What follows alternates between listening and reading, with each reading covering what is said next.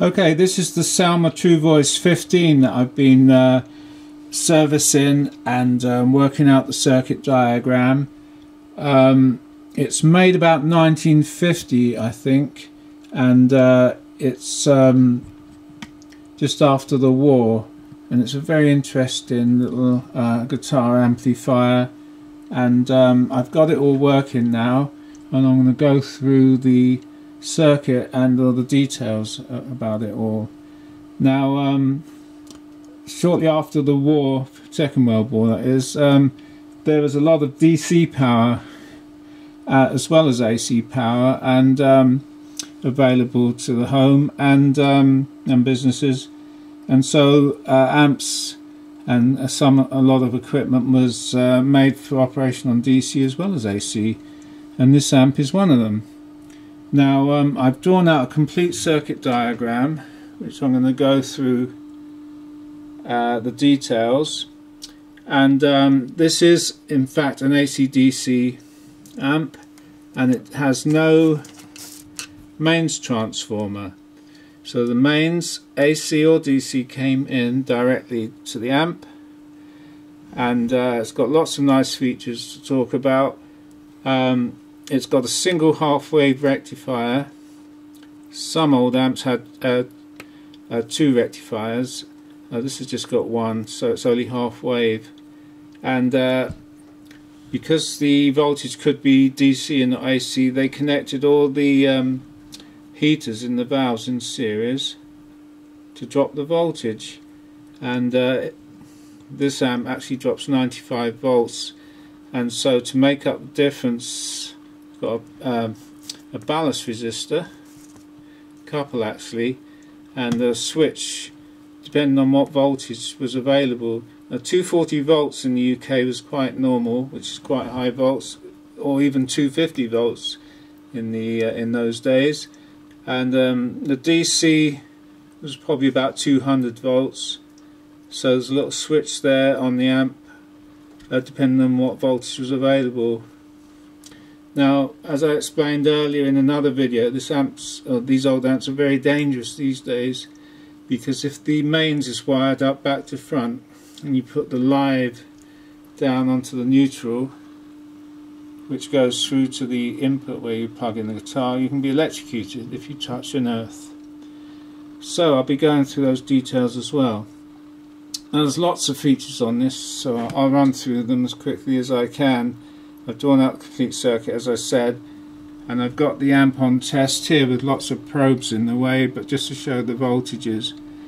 Now here's the on-off switch. All these things are all original except what I've had to change that were faulty or gone, but switches are fine, including this one for changing from 250 volts down to 200.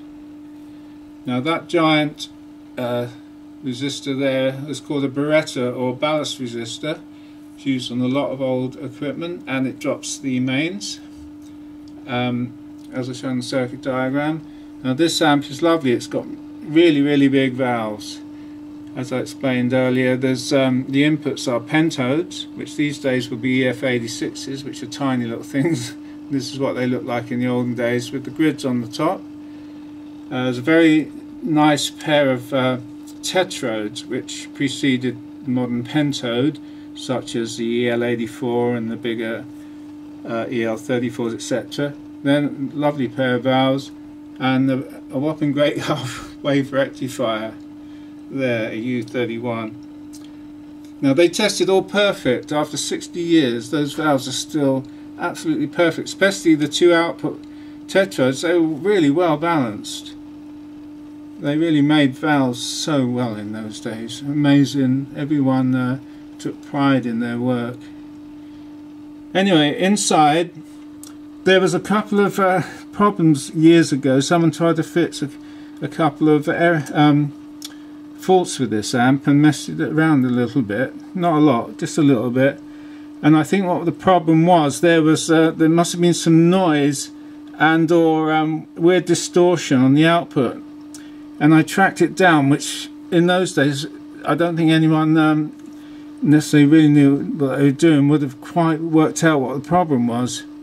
Now the main thing, there was two things. this resistor here, which is actually the cathode resistor on the output pentodes, the soldered joint to the neutral buzz bar here looked good, but in fact it wasn't soldered, it was just soldered on the outside, and you could actually slide this backwards and forwards, so that would have caused quite a lot of intermittent noise. And they must have had some problem with noise because someone added some extra components around the input, including the capacitor and some drop-in resistors and that, which I've taken out because they did nothing except mess up the whole circuit. There's one resistor being changed inside. I don't know why, because it's not loaded heavily. That resistor there, that yellow one, is not the original, I'm sure, because the solder connections on the bottom look like they're being changed. Anyway, I don't know why that was changed, but it's still a really old resistor. I'm leaving it in. Now, a couple of things had to be changed.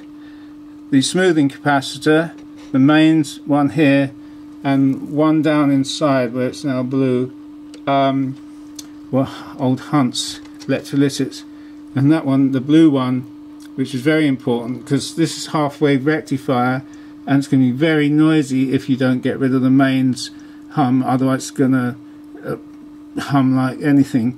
And that one was completely gone. There was no capacitance reading, just a few picofarads left on that one. It completely dried out and was useless. Same on the big mains one here. One of them wasn't too bad, but the other one was completely gone, so that would had to be replaced. The amp just wouldn't work without replacing that. And in fact, here are the two capacitors here. There's a swapping great big one, old Hunt's one here.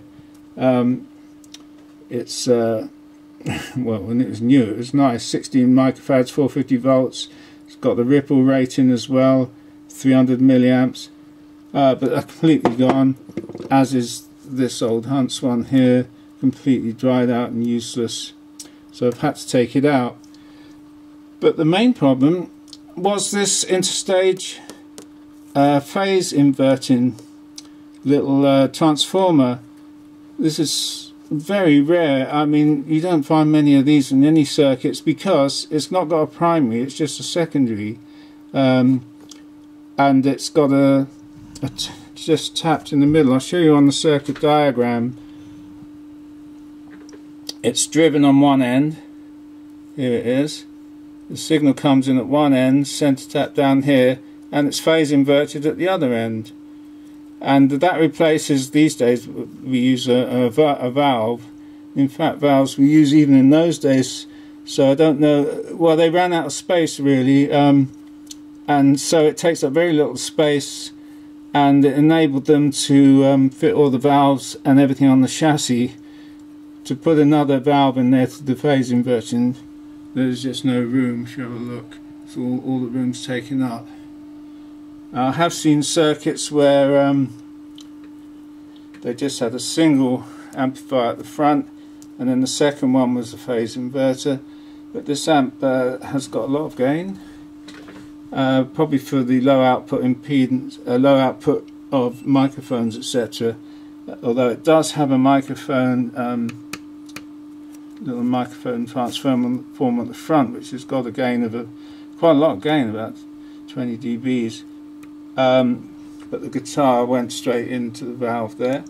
Anyway, quickly, this transformer's faulty. I could not work it out. Here it is. It's a lovely thing. It's got 4 wires. Can't really see them. 4 wires. There's a center tap on one side of the core, the other side of the core, no primary. And there's just no connection on one side. It's a completely open circuit. So the signal here was just not. There's virtually no signal coming out this side. Just a bit of capacitant coupling. So the output would have been hideously distorted. Now it took me ages to work out that was a problem as well. Anyway, I could have possibly got this rewound, but I didn't. I measured the resistances, DC and the AC of the one coil that was working, and I found another interstage transformer made by Hammond's, which would do the job. The second, it's got a primary as well, but I'm just using the secondary. And in fact, here I put it in here, and these wires which I've got to crop off are the actual primary, which are not connected at the moment. Anyway, I've put it in, and now we got a proper phase inverting signal. They go off on these two resistors here, one to each valve. Comes in on this capacitor here. Anyway, it's just this one's just timed out. Turn that meter back on. Anyway, let's have a look. Now, to make this safe, as I said, this has got no mains transformer. This is the speaker transformer, and there's a lovely little choke on the back of the circuit you can't see, which is on the circuit diagram here, which really cuts out the AC. Chokes are excellent for cutting out hum. If you ever get any hum on your amp, if you put an amp, put a choke in, it's amazing how they get rid of hum. You can't put massive capacitors in here because the load on this half-wave rectifier will be exceeded. When you turn it on, you probably damage it if you put a massive capacitors in here. So 16 microfarads about, which was the original, and that's what I've put in. Bought a modern 16 microfarad, which fitted in the clamp nicely, though it's only about a third of the height of this one. So I've had to replace those capacitors and that one there. Anyway, the hum's really low now, because also these being nicely matched, they cancel any hum there. Now the pentode at the front is very sensitive to hum, and so this has to be really low here, otherwise the hum gets down, especially here onto this grid, and it just amplifies it. But the hum's low. Some nice screen into the top cap, it's got a cover around the top cap. Now there was a capacitor on the front of, someone had put in on front of this, about 100 picofarads. Maybe they're getting some noise pickup from something.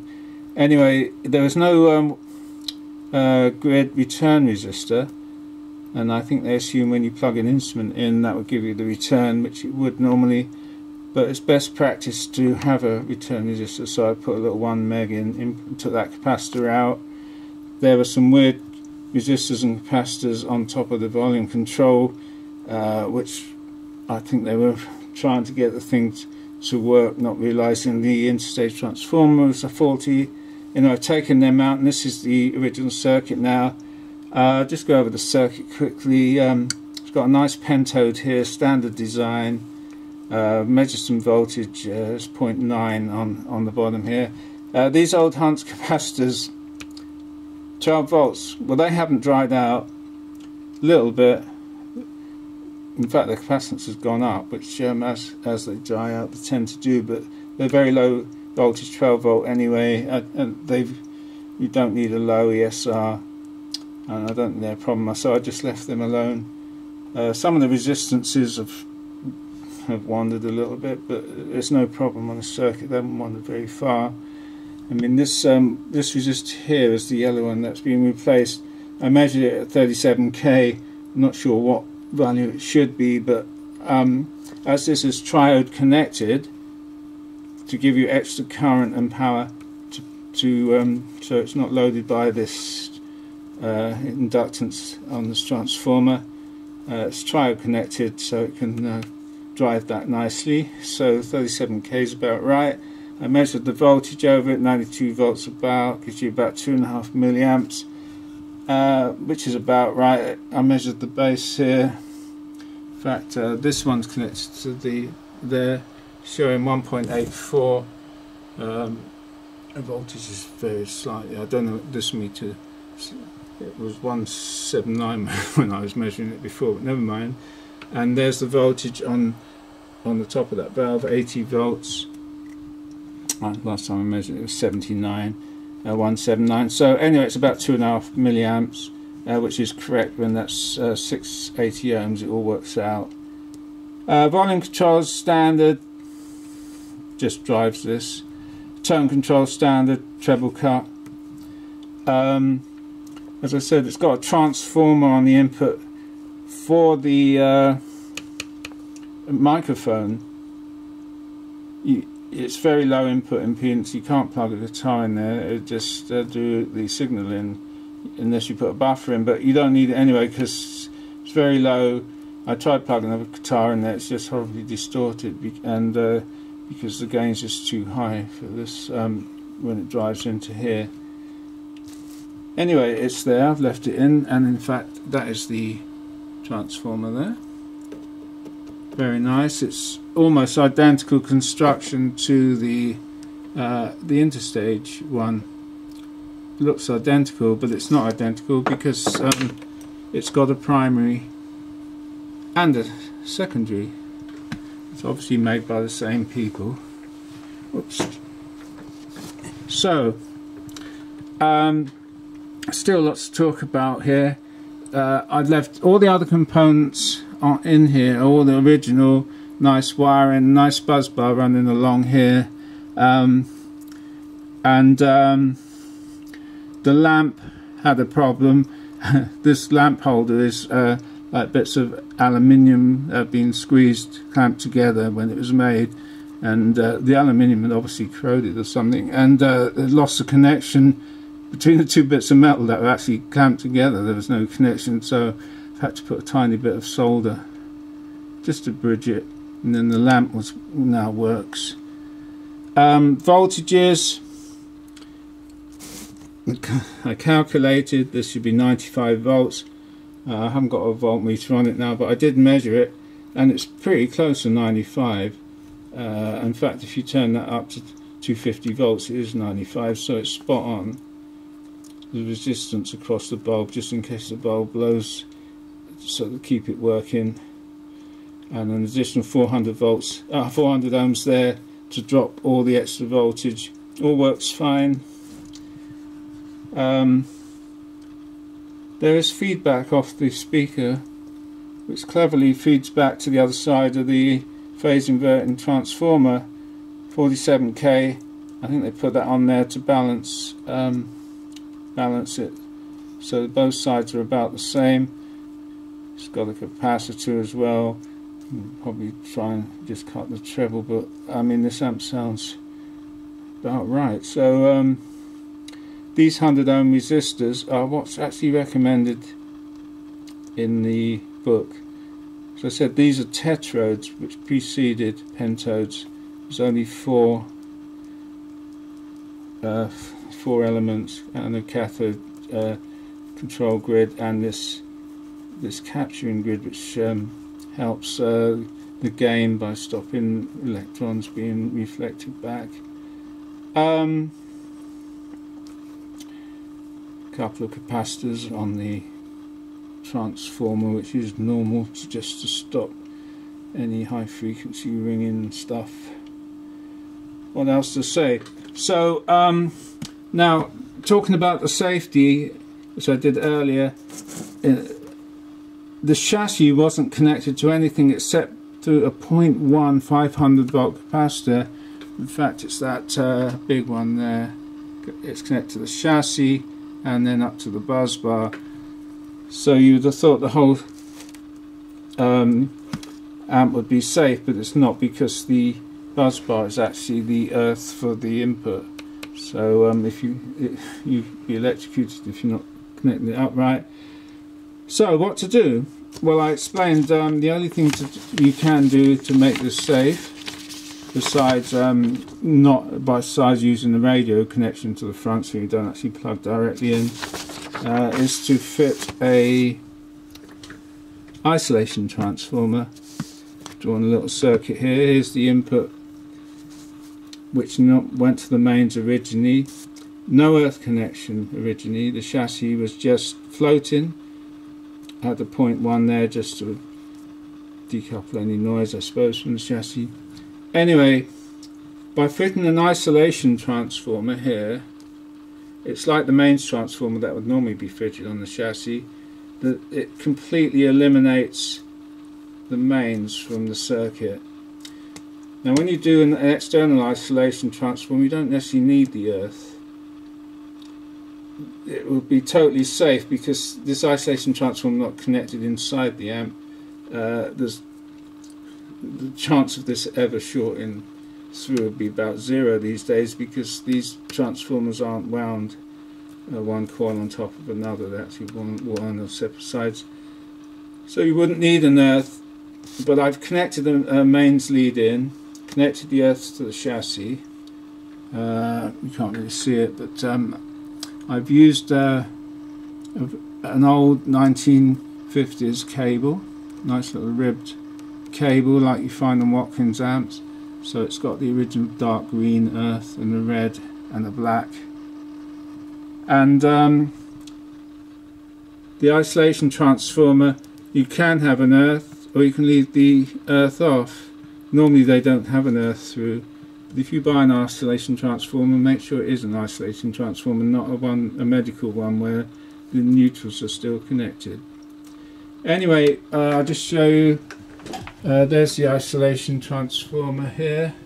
It's a 100 watt one. I've got an earth connection here which can be open or shut. I've tried it with it open and shut, and it doesn't make any difference to the hum or noise on the amp, so it's not essential. There's the variac I used for ramping it up originally, so there's no problem. Current about 0.45 amps, which is exactly what it should be, working out all the currents on the taken down here.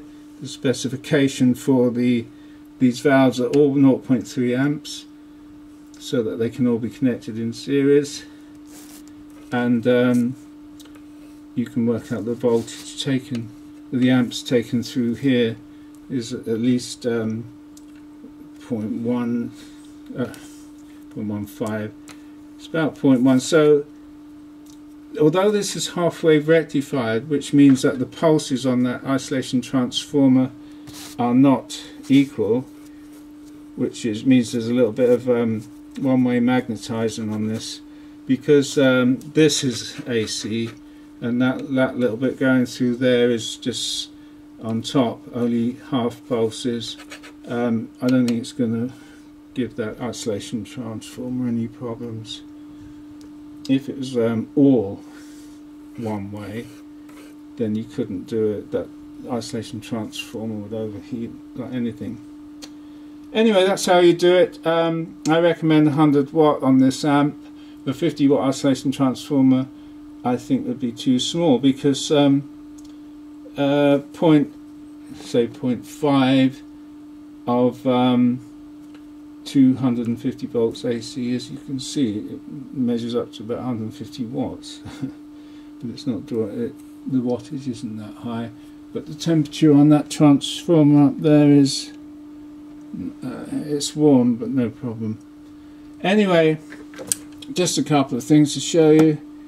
This Beretta on the circuit here. Okay, let's just to show you Beretta. Anyway, there's the neutral on this circuit diagram. You can see it, and it goes out when you plug the guitar in.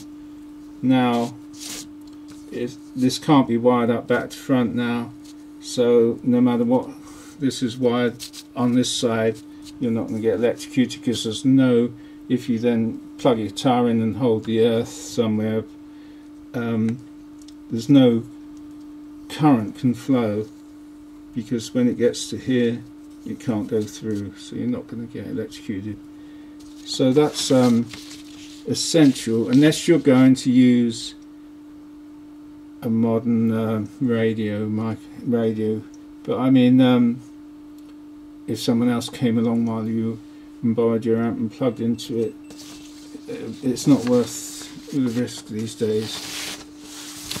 Anyway, going back to the circuit, this Beretta, let's have a look at it. It has to drop quite a bit of power, so I've got a probe here to measure the temperature. Let's have a look. There you go. It's running about 200 degrees C. Over 200. Some of the coils are a bit hotter than others, especially the ones at the tops. 260 degrees C. So that runs pretty hot, and so you couldn't really put the back on this amp and cover it up while it's running, because the inside is going to start heating up. There was a back on this amplifier originally, but it's been lost because it obviously wasn't permanently fixed. It was a removable thing, and someone's left it behind somewhere and lost it.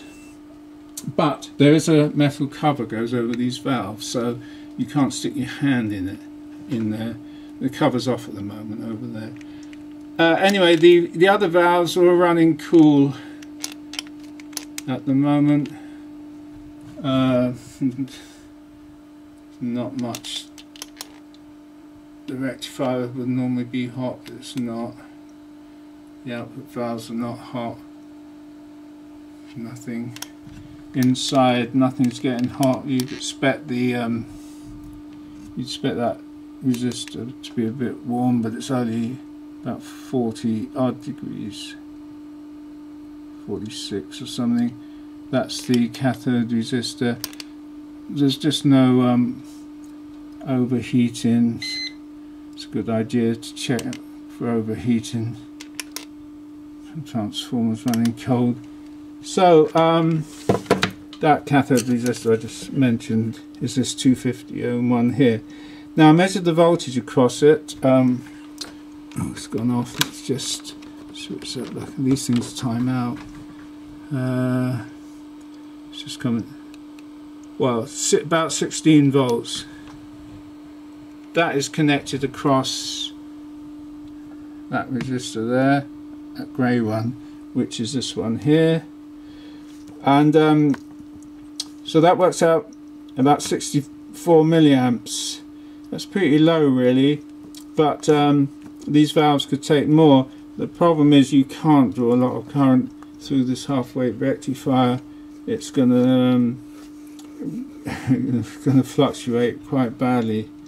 I've got some specs here of an old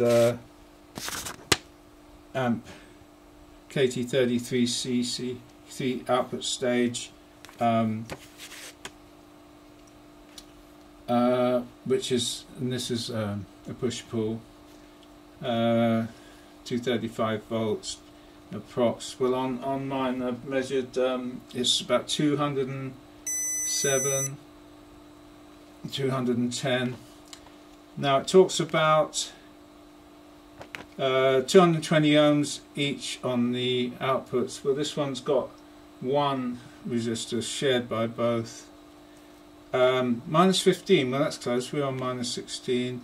14 watts it should give out, but this one won't give 14 watts because we're only about half the milliamps being drawn. In fact, it talks about 75 milliamps, and we're only drawing a single 64 milliamps, so we're way off. These valves can take quite a lot of power dissipation, 14 watts, which we're nowhere near that now. Here's another bit of specification. Oops, sorry. Says here, parasitic oscillation at 100 ohms should be connected directly to the screen grid. Well, this one has. And a control grid series of 10 to 50k, well this has got 47k. And maximum permissible DC resistance between control grid and anode, well I assume they mean cathode, is 470k for auto bias, which this is. Well, we're well below that. In fact, the auto bias is provided through the interstage here. This comes through the transformer interstage phase inverting, so it doesn't need an extra resistor to ground like you would find normally. Because this, if this was phase inverted, there'd be a capacitor here and here, but it goes through there. So there you go. Now the speaker, Audium 15 ohm, the original, beautiful speaker. Look at that, fantastic. I'm so glad that's all okay. In fact, this amp's still in pretty good condition, except for the few flaws, which obviously stopped someone using it many years ago, which is a bit odd. I'm not sure if it ever worked from new, but I mean, why that interstage transformer gave up, I don't know. Anyway, just another couple of things I'll show you now. Now I've connected an oscilloscope, and I've got a signal generator running, and if I turn up, I'm just going to turn up the signal. Oops. And I've got the scope, one side each of the phase inverting transformer, and there are the signals. I think the red's in and the yellow's the other side, so you can see it phase inverts, and that's running now about, it tells you the frequency there, it's about 300 Hertz. If I adjust the tone control is quite brutal, even it has a little effect at 300 Hertz. Now I'm going to turn the frequency up to 3 kilohertz. As you can see, just changed the trigger there. Supposed to be a sine wave, a little bit of shape change. Still pretty good signal at 3 kilohertz. Now I'll adjust the tone control up here. Turning it down. Yeah, it's very effective at 3 kilohertz. Turn it back up. Now if I turn it up to 10 kilohertz, still pretty good at 10 kilohertz. I can't even hear that. A little bit of waveform distortion, but that transformer is still pretty good. Turn it down to 30 Hertz. Let's have a look. Whoops. Let's get it to work.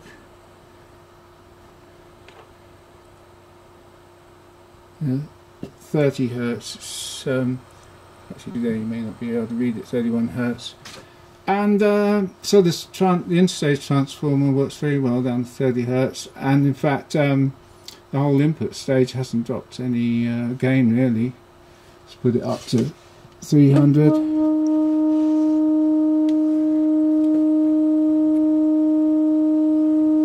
And 3 kilohertz. A little bit of drop off at 3 kilohertz. But so that is the gain at the interstage transformer there. You can hear the amp. Turn it up a bit. See it going up and down. Turn the tone control down. That's only a little bit of, put it on 3 kilohertz. Turn the tone control down. Really lowers it. So let's turn it down a bit. Oops, too much. So that's that. I could show you the waveform on the output of the half-wave rectifier, which is really nice, very textbook shape. But what I'm going to do now is connect up a guitar and see what it sounds like before I screw it back together. Okay, I'm just going to test the guitar, the amp with the guitar just plugged in here. Turn up the volume, treble on max. I've left the scope connected just so you can watch the signal. Got just a Strat plugged in. That tiny bit of hum in the background, if you can hear, it's just a Strat hum pickup. If I turn the guitar down, the hum's totally gone. There's just absolutely no hum at all from the amp. So I'll turn the volume back up. I'll play a chord. Nice rich sound, very rich sound. That's treble. Bass. Nice bass.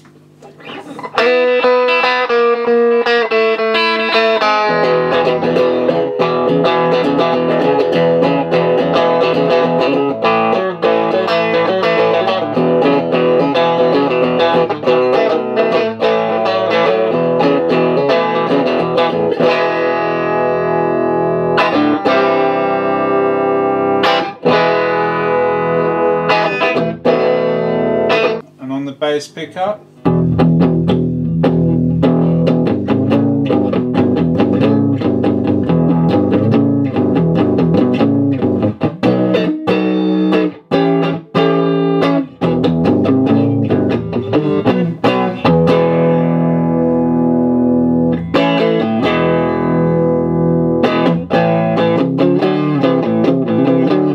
Pretty good. Back to the treble pickup. Try a bit more volume.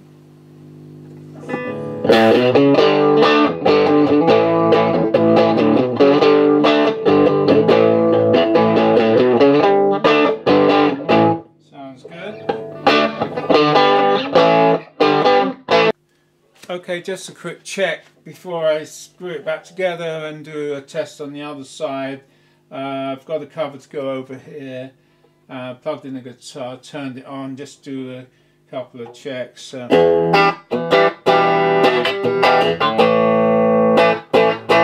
Treble sounds good, bass, that sounds alright. A bit more, try a bit more volume, try the tone control.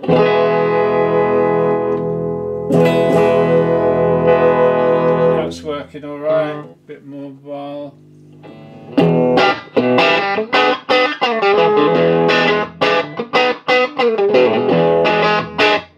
Plenty of punch. That bit of hum is just from the guitar, turn it down.